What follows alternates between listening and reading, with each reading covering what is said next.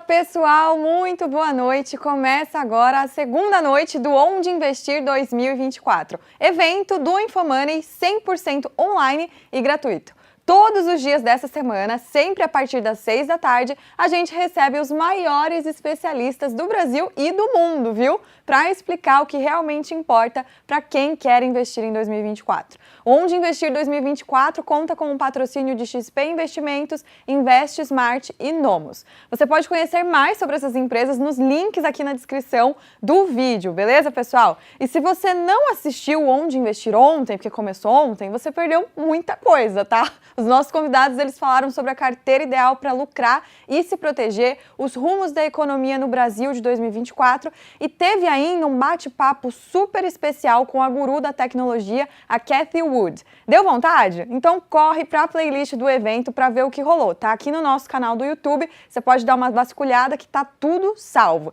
E eu também quero convidar vocês para seguirem a gente nas nossas redes sociais, em todas elas o @ é InfoMoney, então tá facinho de achar a gente. E eu também já quero começar a dar uma boa noite aqui para todos vocês, né? Já temos o Glauco falando de Santa Catarina, o Diego Pereira tá falando de Connecticut. Meu Deus, a gente tá muito internacional. Tem a Maria de Fátima também, Marcelo do Rio de Janeiro. Alguém tá falando Guten Nacht. Guten Nacht. Da Austrália tá aqui falando. Ah, não, da Áustria, eu acho. Enfim, Victor Lemos, fala aí de onde você tá falando com a gente. Bom, pessoal, sem mais delongas, vamos começar aqui o nosso painel de fundos imobiliários, beleza? O painel de hoje tá recheado de especialistas e para apresentar esse assunto, eu chamo os nossos anfitriões que vocês já estão familiarizados. Toda terça-feira eles estão aqui no nosso canal apresentando novidades dos fundos imobiliários no programa Liga de FIIs. Boa noite, Wellington Carvalho e Mafê Violati. Olá, Laís. Boa noite para você. Boa noite a todos que nos acompanham. Boa noite, Mafê Violati. Tudo bem? Boa noite, Well. Boa noite, Laís. Boa noite todo mundo aí que está nos acompanhando. A gente vai falar de coisa boa, né, Wellington? Pois é, fundos imobiliários que no ano passado, né, Mafê, em média o mercado aí valorizou 15%, mas a gente sabe, né, principalmente a audiência que nos acompanha no Liga de FIIs, a maior parte dos investidores de fundos imobiliários foca principalmente, além da valorização, claro, nos dividendos, na geração de receita, né? E é isso aí. E justamente pensando nisso, todo mundo já, imagino que você já sonhou, já idealizou, já pensou, já imaginou ter as suas contas do seu dia a dia, conta de luz, enfim, pagas com seus dividendos advindos do seu patrimônio? Eu acho que esse é quase que um sonho de todo brasileiro, né? E pensando justamente nisso, a gente vai hoje aqui discutir aqui com os nossos grandes especialistas e convidados, né, como gerar esses dividendos mensais, como montar uma carteira, inclusive, que garanta esses dividendos e, quem sabe, aí até consiga pagar as suas contas, né, mensais, seus custos, enfim. Exatamente. Para isso, a gente recebe hoje o professor Mira, Eduardo Mira, sócio do Clube FI, e também o Vicente Guimarães, ele que é CEO da VG Research.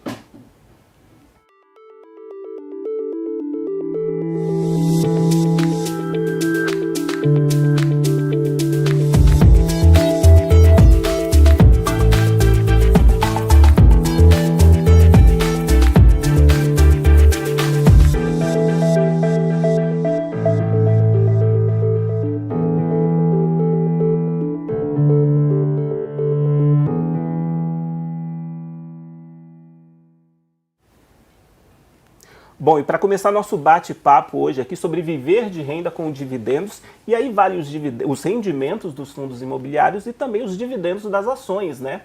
Trazer alguns dados aqui para ajudar aí na nossa análise de hoje, no nosso debate de hoje. Em 2023, o IDIV, que é o índice das ações de dividendos da Bolsa, acumulou ganhos de 28%. Já o dividend yield médio do IFIX, né, o índice dos fundos imobiliários da B3, dos FIIs mais negociados da B3, ele terminou o ano acima de 10%, lembrando que FIIs tem os rendimentos isentos, né, Mafê, um dos grandes atrativos aí deste produto. Bom, diante deste cenário, né, dos dados passados e do atual cenário da economia, eu coloco já a primeira provocação aqui para os nossos convidados, né? É um momento favorável, né, diante dos dados do ano passado e da situação atual da economia, é um momento favorável para quem pensa em iniciar os investimentos principalmente focando nos dividendos? Eu quero a resposta aí dos nossos dois convidados, mas vamos começar com o professor Mira primeiro? Obrigado, boa noite antes de mais nada. Né? Obrigado pelo convite, sempre um prazer estar aqui, prazer estar com o meu amigo Vicente. Você falou, El, do crescimento de ações, até o índice dos dividendos, e a gente teve um crescimento da Bolsa de Valores forte no ano passado, principalmente de outubro para cá, por conta de uma melhor expectativa sobre o juro americano, só que a gente não viu o mesmo movimento nos fundos imobiliários. Então, essa disparada que a Bolsa deu no último trimestre do ano, a gente não percebeu os fundos imobiliários reagindo da mesma maneira. Então, a gente ainda tem boas oportunidades nos fundos imobiliários, porque eles não acompanharam tão bem esse movimento, esse apetite pelo risco do investidor estrangeiro aportando aqui. A gente não percebeu isso nos fundos imobiliários. Então, a gente tem, sim, oportunidade nos fundos imobiliários, porque eles não cresceram tanto quanto as ações, e a gente ainda tem vários fundos negociando abaixo do valor patrimonial. E, pensando em macroeconomia, a inflação caiu bastante, só que a gente não tem uma perspectiva que a inflação vai cair tão mais, ou de repente vai ficar um pouco acima do que se espera. E os fundos de papel, a maioria é ligada à inflação, né? A maioria está exposto ao IPCA, eles foram muito amassados no ano passado com a queda do IPCA. Então a gente tem neles alguma oportunidade, mas a gente também tem oportunidade em fundos de lajes corporativas, que se a gente pegar os setores que a gente tem nos fundos imobiliários, o de lajes corporativas é o que está com menor preço do valor patrimonial. Então, nesses vai ser mais fácil achar oportunidades, mas existem também oportunidades em outros fundos. Os fundos de shopping devem ser beneficiados pela contínua queda da Selic, os fundos de renda urbana também tendem a ser beneficiados, os fundos de lajes corporativas devem melhorar também por conta de uma melhora da economia, e os outros, como galpões logísticos, eles também sempre serão fundos interessantes. Legal, legal. Trazendo um pouquinho mais, pensando na diversificação, trazendo um pouquinho mais para o lado das ações, Vicente, o que é que você projeta? É um bom momento para pensar em investir focando nos dividendos? Como é que você analisa? Eu acho que sempre é um bom momento para começar a investir. Eu brinco que o melhor momento para investir em ações foi há 20 anos atrás. E o segundo melhor momento é hoje. Boa. Então, a pessoa que ainda não começou a investir, ela não pode ficar esperando o momento ideal, né? O momento ideal é agora, o momento ideal é aquele momento que ela começar a realmente trabalhar o mindset dela, a cabeça dela, para se tornar um investidor. Deixar de ser um gastador para se tornar um investidor. E eu acho que esse caminho do dividendo é um caminho que, para a pessoa física, para o investidor comum, para quem não é investidor profissional, não é do mercado financeiro, eu acho que é um caminho que faz muito sentido. Como o Mira falou, eu acho que tem muita oportunidade ainda nos fundos imobiliários. Eu acho que na Bolsa de Valores tem também muita oportunidade. Tem muitas ações baratas ainda, apesar da Bolsa ter dado esse rally aí no final do ano, né? Próximo, passando um pouco ali dos 130 mil pontos, mas eu vejo muitas ações ainda com preço muito descontado, com grande oportunidade, pagando muito dividendo. Eu vejo a Bolsa de Valores descontada em relação também ao lucro das empresas. As empresas cresceram, né, muito lucro. O crescimento de lucro e receita, e isso está se expressando nos dividendos maiores. Isso não tem sido repassado ao preço, por conta de várias incertezas políticas, incertezas em relação à questão inflacionária, a questão das contas públicas. Eu acho que o mercado está um pouco receoso ainda para precificar, né, esse crescimento do lucro das empresas. E você vê hoje uma situação onde, se você fizer um filtro básico de dividend yield, você vai achar mais de 100 empresas aí pagando um dividend yield acima de um nível de 6% por ano, que é uma situação que deixa claro que realmente o preço está barato, né? Então, apesar da Bolsa aparentemente estar cara, você tem muita oportunidade. Muito bom. O ano de 2023, se a gente for fazer aqui uma análise, pensando principalmente nos fundos imobiliários, a gente viu que O ano de 2023 começou ali com os fundos de papel num cenário um pouco mais fragilizado. A gente falou bastante, né, sobre crise das varejistas, a gente teve situações específicas aqui com uma fragilidade maior de crédito. E eu acho que também trazendo um pouquinho do histórico de 2022, a gente já entrou o ano com alguns fundos imobiliários de papel já negociando ali até com desconto em relação aos seus valores patrimoniais, principalmente se a gente comparasse, né, alguns meses específicos ali que a gente teve até deflação, em 2022. E agora, né, e aí em 2023 a gente também teve um cenário que eu acho que foi o grande propulsor, né, um grande gatilho aqui para os fundos de tijolos começarem a ter essa performance mais favorável, né, que foi aí principalmente uma sinalização de início do ciclo de corte da Selic. E a gente viu que mesmo dentro dos segmentos ali, dentro dos fundos de tijolos, os segmentos eles se performaram de maneira distinta, né? Então, os fundos de shoppings acabaram tomando ali certo protagonismo e sendo, né, os grandes responsáveis, inclusive, por impulsionar positivamente o índice, né, dos fundos imobiliários, o IFIX. Depois a gente viu também, né, os fundos híbridos, os fundos de fundos, né, que são aqueles que são compostos por outros fundos de seu portfólio, e os fundos de papel que não têm tanto essa característica aqui em termos de valorização das suas cotas, tiveram também uma participação até, né, eu não diria tão expressiva se comparada com os fundos de tijolos, até pelo fato, né, de termos esse propulsor que seria a taxa de juros Selic, mas eu queria entender aqui da visão do Mira, o que seria para esse ano, na sua visão?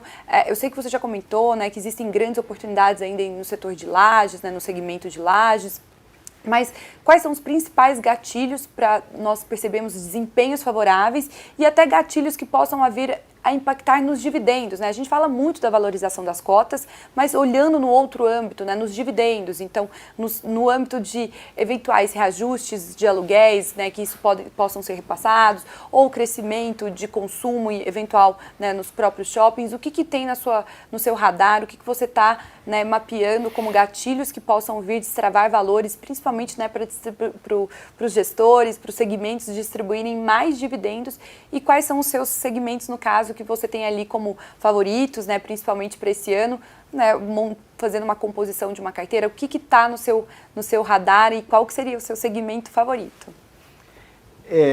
Fundos imobiliários, eu gosto muito de ações, eu sou analista de investimento, né, CNPI, então eu gosto muito de ações, eu opero muito ações, eu gosto de ações de dividendos, eu gosto de valorização e eu gosto também muito de fundos imobiliários. Para mim, o fundo imobiliário ele é um ativo de menor risco, menor volatilidade e que entrega um maior dividendo, que entrega um bom dividendo, não necessariamente um maior dividendo. Só que o fato dele entregar um bom dividendo bem significativo, nos exige reinvestir uma boa parte. Então, acho que a primeira coisa é que o investidor tenha isso em mente, que ele vai ter que reinvestir pelo menos uns 30% do que ele recebe de dividendo de fundos imobiliários. Se a carteira dele for mais para papel, então ele vai ter que reinvestir uns 50% do que ele recebe em dividendos, porque diferente das empresas que têm mecanismos de crescimento, que têm níveis de payout diferentes, payout é o quanto você distribui de dividendo em relação ao quanto você tem de lucro. Os fundos imobiliários eles têm que distribuir no mínimo 95%.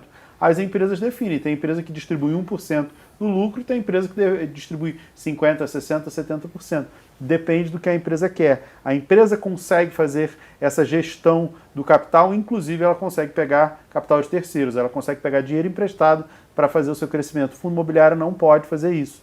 Então, o investidor tem que ter em mente que ele deve fazer essa função de crescimento reinvestindo os dividendos. Por que eu estou falando isso? Porque é muito legal receber dividendo, mas você consegue fazer um crescimento desse dividendo, você deve fazer um crescimento desse dividendo reinvestindo parte dos dividendos que você recebe.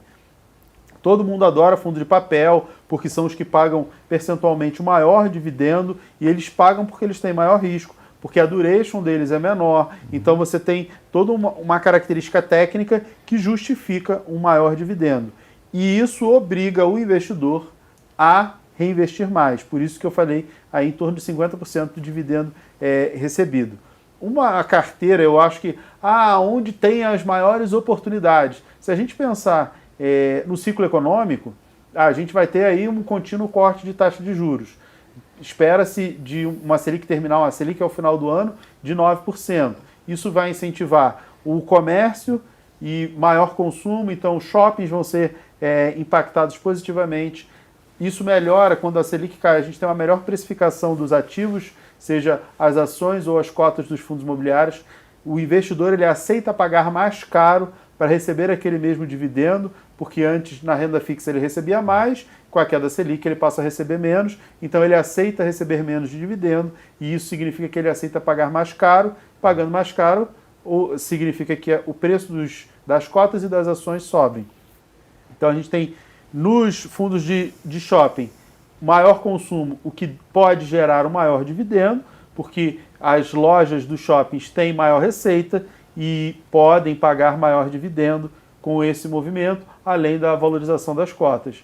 Os de lajes corporativas, a gente pode ter um aquecimento do mercado e isso também gerar um maior dividendo. Claro que é tudo muito pontual, tem que dar uma olhada nos imóveis AAA, aqueles de melhor localização, que estão aqui na região mais nobre de São Paulo, Vila Olímpia, Itaim, essa região, Faria Lima e JK, que são as regiões mais nobres. A gente pode ter um aumento do valor do metro quadrado e isso gerar um melhor dividendo. Mas são coisas que a gente tem que analisar ponto a ponto. Mas eu acho que, independente do momento, a gente tem sempre que ter uma carteira equilibrada.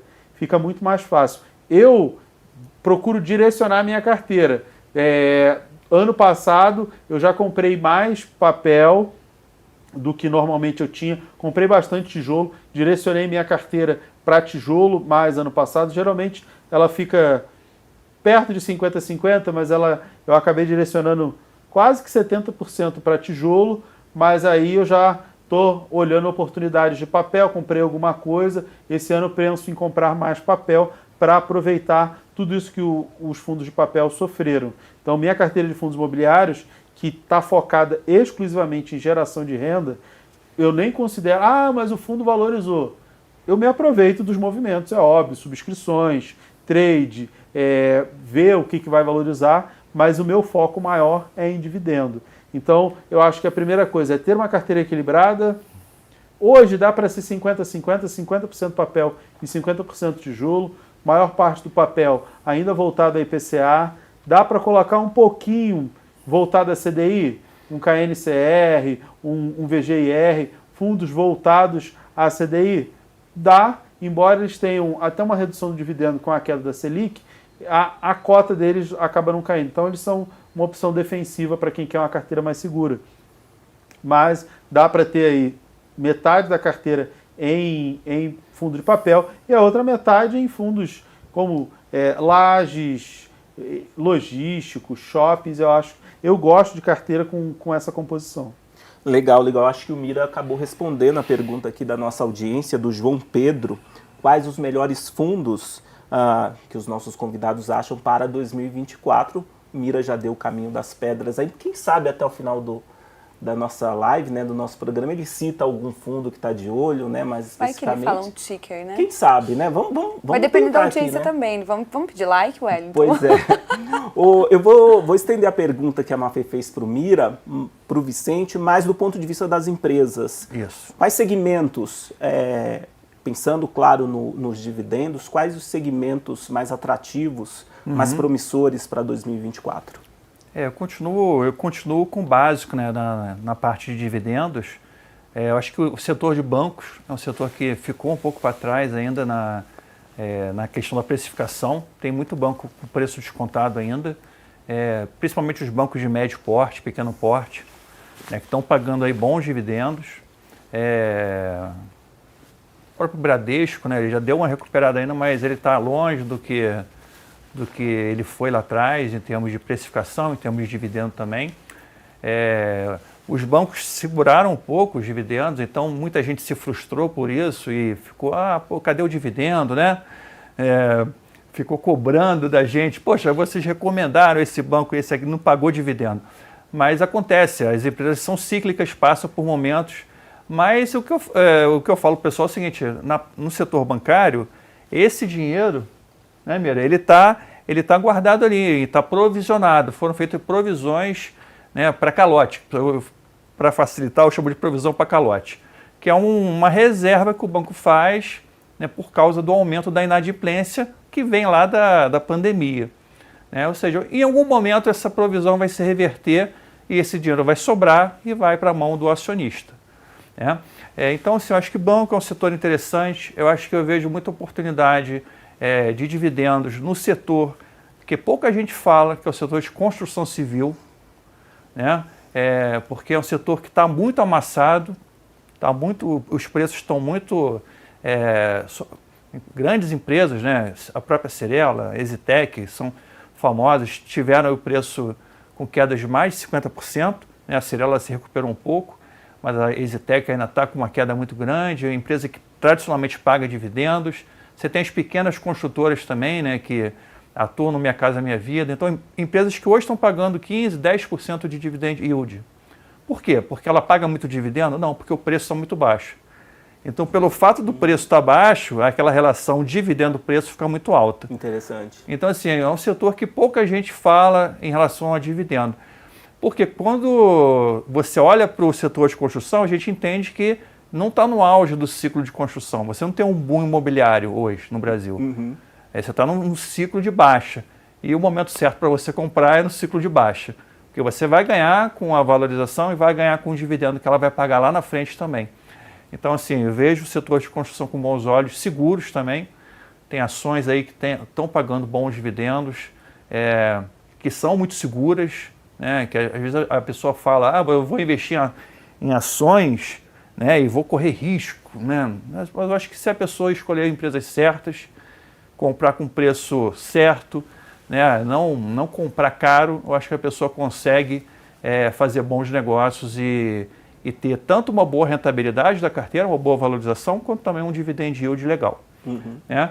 Então, o que eu sempre busco ensinar para os meus alunos, clientes, é o seguinte: se você quer fazer uma carteira para ganhar dividendo, seja de fundo imobiliário, seja de ações, seja de ações americanas, se você quer fazer uma carteira para focar em dividendos, você tem que medir o quê?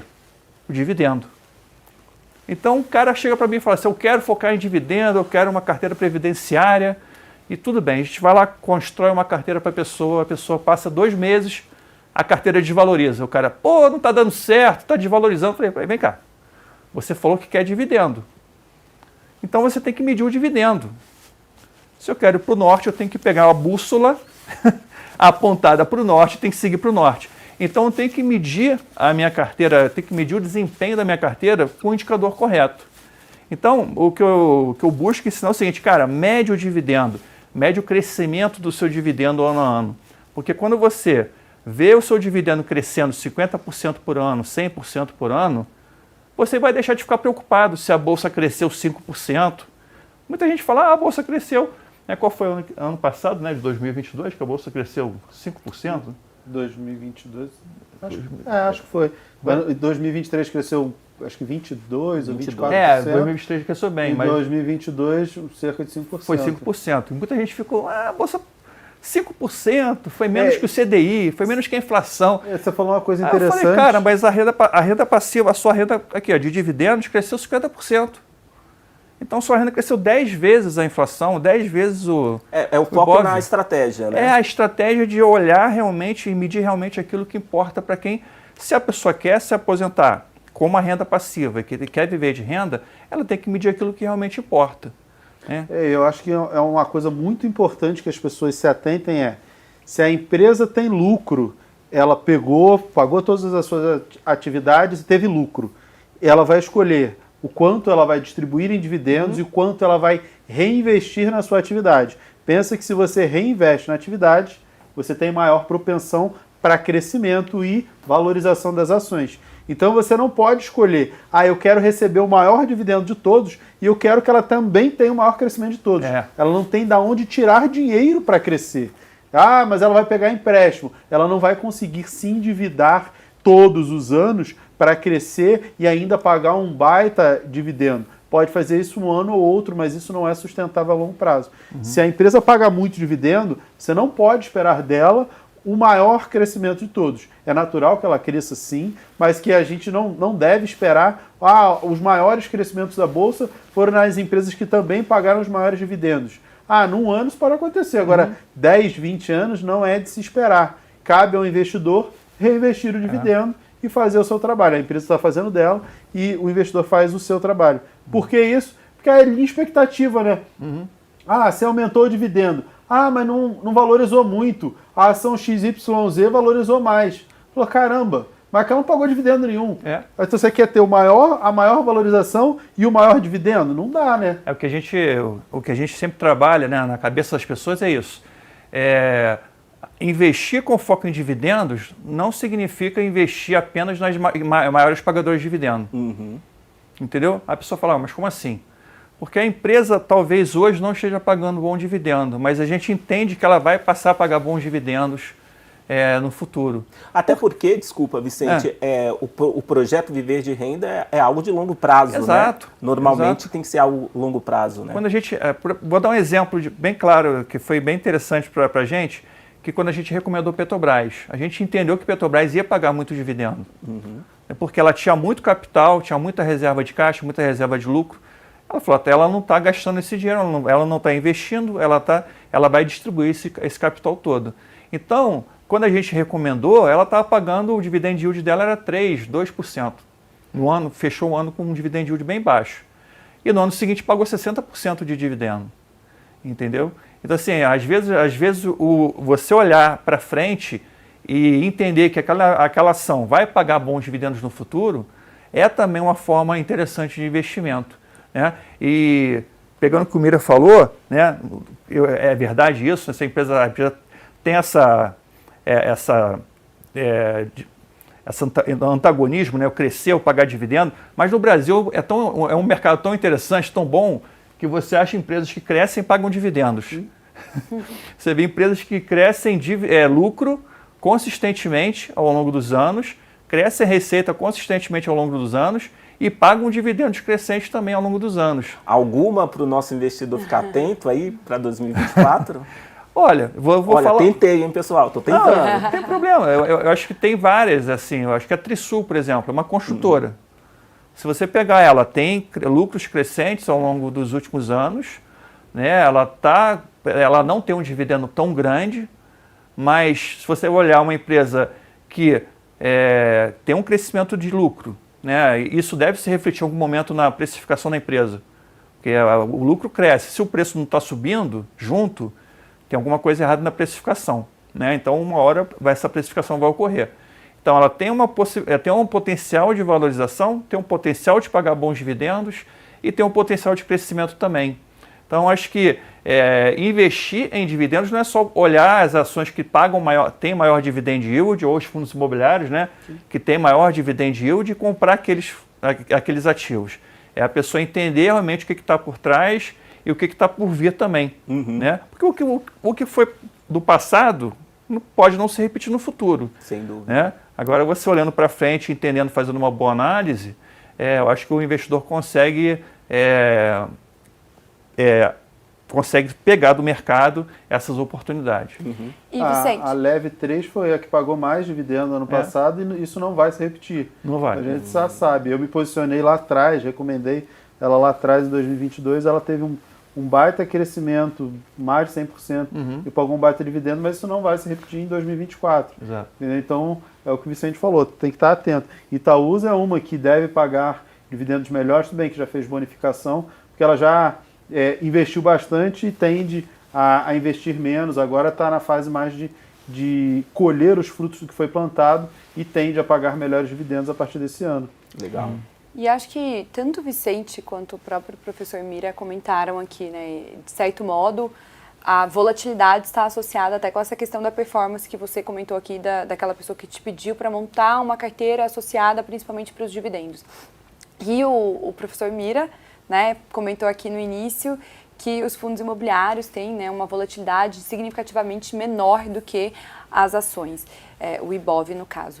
E aí eu queria entender como que como que esse investidor que quer viver de renda, né, muitas das vezes ele tem um medo em relação à volatilidade, né? Então ele quer aquela receita mensal, mas ao mesmo tempo ele não quer ver o patrimônio dele sofrer oscilações. Então, como que vocês fazem para compor um portfólio ou como até esse investidor deve se preparar para essa questão da volatilidade? Eu acho que esse assunto cabe tanto, né, nas ações, também nos fundos imobiliários. Então, quando vocês estão montando um portfólio, o que vocês ficam atentos e o que vocês sugerem, né, para esse investidor talvez se atentar, alguns outros pontos que eles também possam, né, entender melhor, né, associado por toda essa questão da volatilidade. Começando por você então, Mira.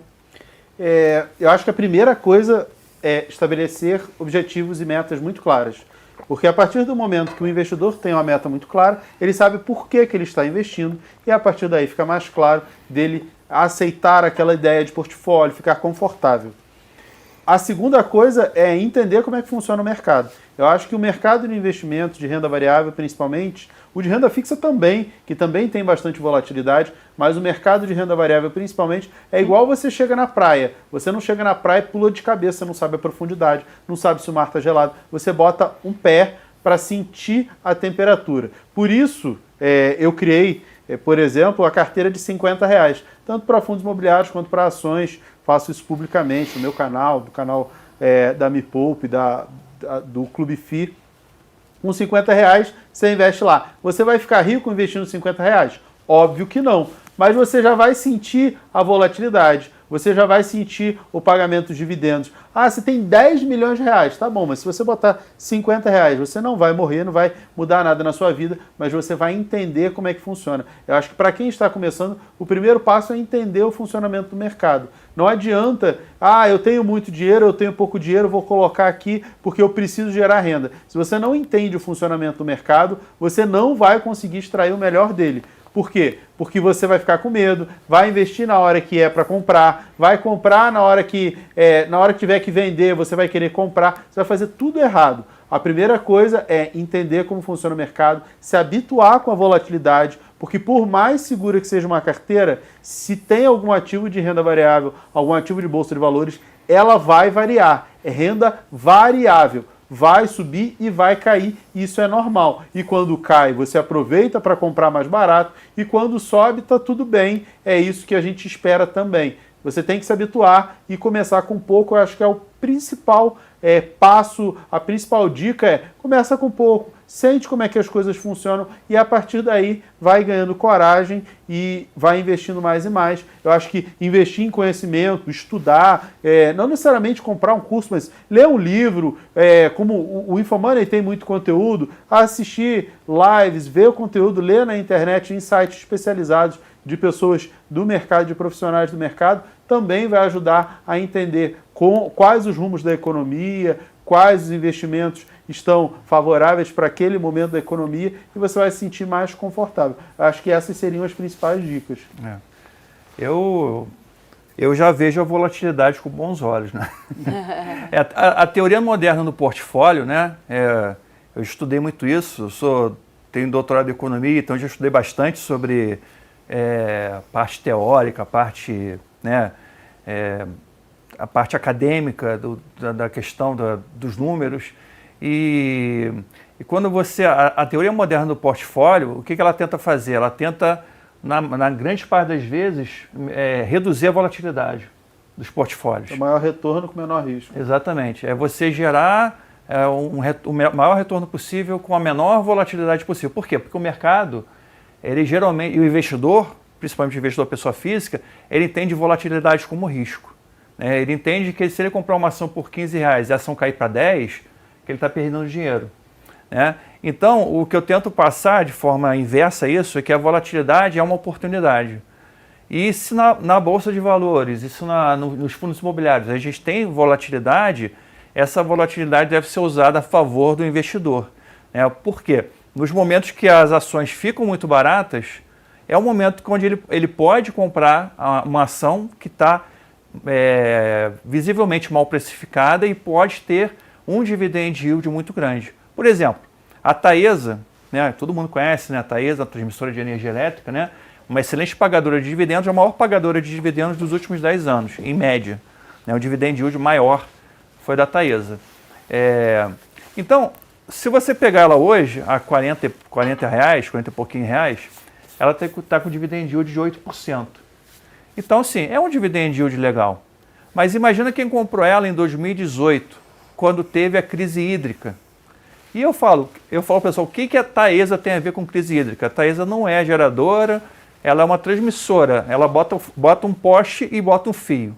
Então, não afeta em nada a receita dela a crise hídrica. Mas todas as elétricas foram penalizadas durante a crise hídrica. Ela chegou a R$18. Então, quem comprou a R$18 e manteve a ação até hoje, eu fiz até um cálculo aqui, está ganhando 19% de dividend yield em relação ao preço de R$18 que ela pagou lá atrás.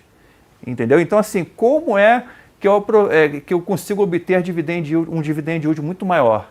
Aproveitando justamente esses momentos de crise. Esses momentos onde o mercado precificou mal a ação, o mercado, as ações do Bradesco estavam R$12, R$11 há pouco tempo atrás. Né? Uma precificação incorreta. Você falou da Itaúsa, né? Itaúsa também chegou a um preço... Em 2018, eu falei, acho que eu nunca mais vou ver a Itaúsa abaixo de R$10. E ela chegou, né? Chegou a R$7. Então, chegou ou seja, abriu uma grande oportunidade. A pessoa fala, mas a Itaúsa não paga dividendo, tal. Tem um monte de meme na internet, né? Do bonequinho lá esperando o dividendo. Eu sou a favor que continue. A minha maior posição em ações. Continua todo mundo não querendo, o preço não subir, que eu continuo comprando. Que esse ponto que você comentou, eu acho que é muito associado. As pessoas esquecem de talvez olhar para o longo prazo. E no curto prazo, as pessoas vão se orientando muito para bater a rentabilidade naquele pequeno pedaço, naquele pequeno intervalo de tempo. E elas esquecem que, às vezes, o longo prazo é soberano, né? Então, a gente tem que... Eu acho que mais importante do que o longo prazo é soberano, a imensa maioria das pessoas está na fase de acúmulo de capital. Então, ninguém, pelo menos assim, eu conheço pouquíssimas pessoas que têm um patrimônio relevante e que mudar o seu patrimônio de lugar faria alguma diferença. A imensa maioria está comprando ativos e vai precisar continuar comprando os ativos por 20 ou 30 anos para atingir a independência. Então, as pessoas estão preocupadas em acertar aquela ação que vai, por mais que a ação suba 1000%, você não tem um dinheiro tão significativo que se a ação 1000% não vai subir, mas a ação suba 100%. Talvez todo o seu patrimônio colocado naquela ação não vai mudar nada. Você vai ficar milionário? Não vai.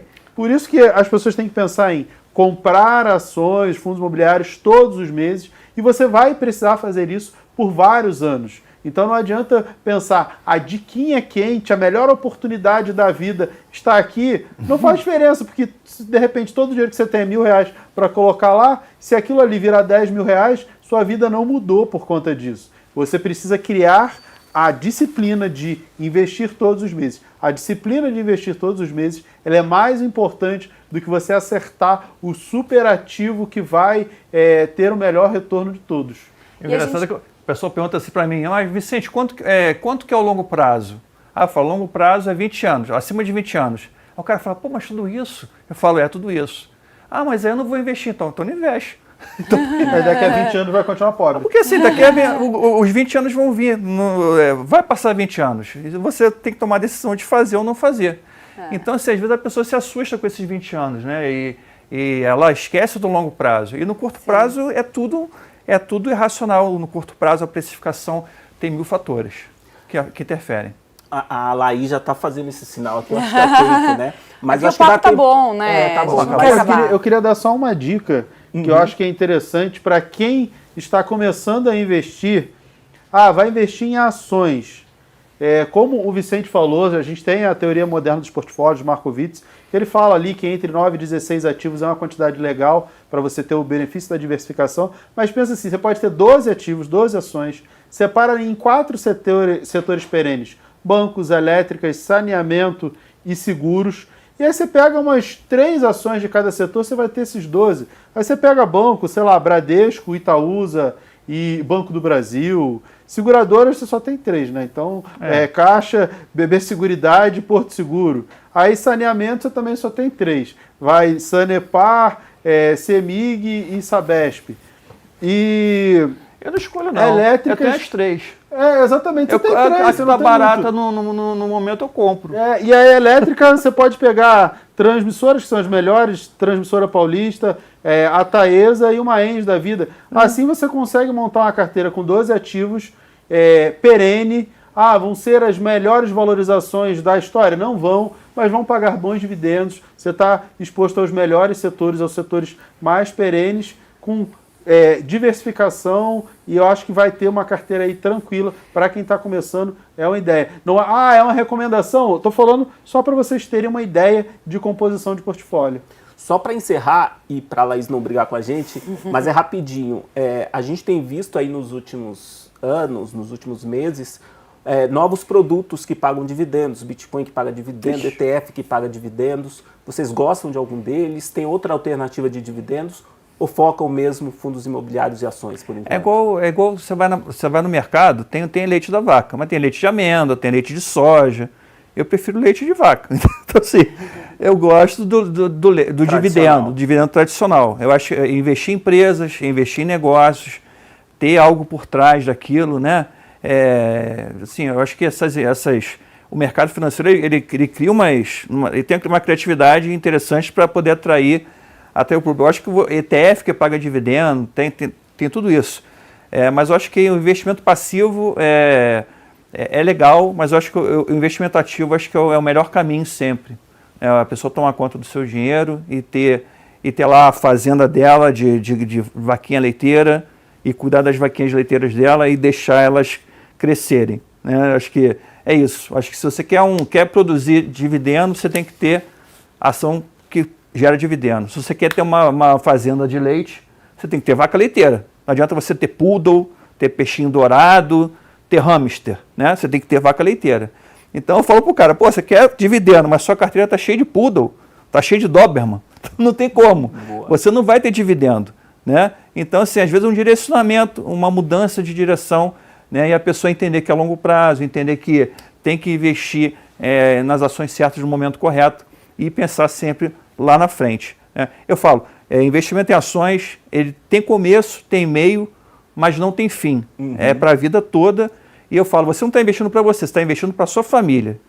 Então, você nunca vai parar de investir. Certo. Na sua carteira tem espaço para alguma novidade, Mira?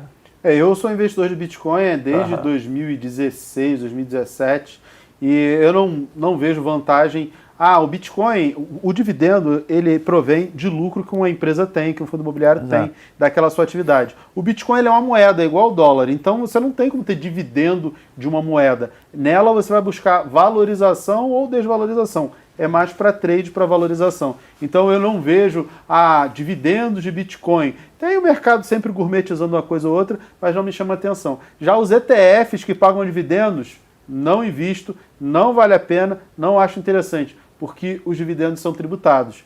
Mas e os ETFs que reinvestem os dividendos? Mais uma vez, não vale a pena, porque aí você perde o benefício da isenção do imposto de renda sobre os dividendos. Enquanto no Brasil os dividendos forem isentos de imposto de renda, para mim ETF não faz sentido, nem os que pagam dividendos, nem os ETFs normais. É mais fácil você pegar uma carteira que pague dividendos. O ETF que para mim faz sentido é o ETF de Bitcoin, porque como eu só quero a valorização do Bitcoin, eu compro o ETF, que eu não preciso ficar me preocupando com o wallet, com o guarda da moeda, só quero a valorização e tal. Esqueceu a senha. 1/3 dos bitcoins do mundo foram perdidos, porque o pessoal não sabe onde está a wallet. Não sabe. Eu compro o ETF lá do Bitcoin, para mim tá ótimo. Tá certo. E disclaimer super importante, eu acho aqui que a gente tem que lembrar e falar, é que cada um tem o seu perfil de investidor. Então, é super importante traçar o seu perfil, entender o que está associado ali, qual risco você está confortável. Passou rápido, hein, Mafê? Muito rápido, eu queria muito mais aqui. Papo bom é assim. Infelizmente, nosso painel chega ao fim. Espero que as reflexões aqui, neste debate... Peguei vários insights aqui, viu, Mafê? Entender a renda variável antes de começar a investir, começar com pouco, foco na estratégia, né? Não perder um pouquinho aquele medo da volatilidade, não se basear apenas no yield, né? Que é o passado, foco no longo prazo, como a Mafê falou, além do perfil de investidora. Acho que valeu bastante, né? Com certeza, excelente, uma aula dos dois. Tá certo, mas o Onde Investir só está começando, a edição 2024, tem muito mais para você, investidor, investidora. Não é mesmo, Laís? É isso mesmo, El. Daqui a pouco a gente vai falar sobre renda fixa e como investir com a queda dos juros. Aqui no chat as pessoas estavam acompanhando. Tem uma pergunta até engraçada. Um telespectador perguntou como que faz para ter um rendimento em dividendos de R$ 7.500 por mês. Bom, aí já é uma outra história. Tem que estudar muito, tem que investir bastante, tem que ter patrimônio. Com essas dicas que os professores falaram aqui, tem alguma intuição que você pode chegar a esse rendimento, mas tem que se preparar. Tem também aqui o Fernando C. Passos, que estava com a gente ontem, tá aqui com a gente hoje. E espero você até sexta-feira, viu, Fernando? Porque ainda tem muito conteúdo. Tá falando de Toronto, no Canadá, com 7 graus negativos, mas ele tá esquentando com esse Onde Investir 2024 do Infomoney. Grandes expectativas para esse ano tem o Fernando. Bom, pessoal, muito obrigada pela audiência. Eu volto em alguns instantes com o nosso próximo assunto de hoje. E enquanto nós nos preparamos aqui no estúdio para apresentar um evento incrível para você, você pode deixar o seu like, se inscrever no nosso canal. E se você não for inscrito ainda, tem o botão aqui embaixo, é só clicar e também siga a gente nas redes sociais. O @é Infomoney em todas elas. Até daqui a pouco.